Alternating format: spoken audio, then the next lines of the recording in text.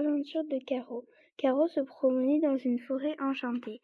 Elle avait envie de se reposer. Elle s'appuya contre un arbre. C'était le plus grand, le plus beau et le plus majestueux de la forêt. Elle ressentit une petite émotion qui venait de cet arbre. Soudain, elle traversa son corps et alluma une étincelle dans ses yeux. Caro vit ensuite quelque chose qu'elle n'avait pas remarqué. Un arc-en-ciel apparut dans le ciel clair, des fleurs de toutes les couleurs se mirent à pousser, les feuilles de l'arbre sur lequel Caro se reposait se changèrent en or. Caro était stupéfaite de voir la forêt se transformer. La jeune femme se redressa et ne vit plus rien. Tout avait disparu. Elle se reposa à nouveau contre l'arbre et tout réapparut.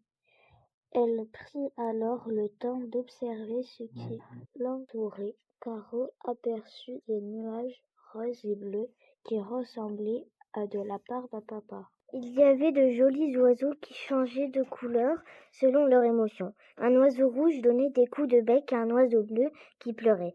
Un oiseau jaune volait en chantant une mélodie joyeuse.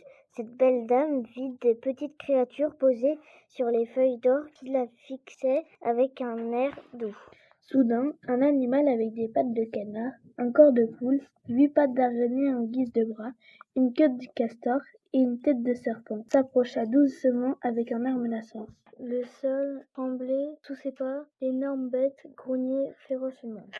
Caro appela à l'aide. En entendant ces cris, les petites créatures se regroupèrent et se métamorphosèrent en un immense monstre effrayant. Le monstre sombre se redressa et se jeta sur la bête à tête de serpent. Il la dévora en un instant. Puis il se retransforma en petite créature adorable. Après ce moment de grande frayeur, Caro remercia les petites bêtes de l'avoir sauvée de cette effroyable créature.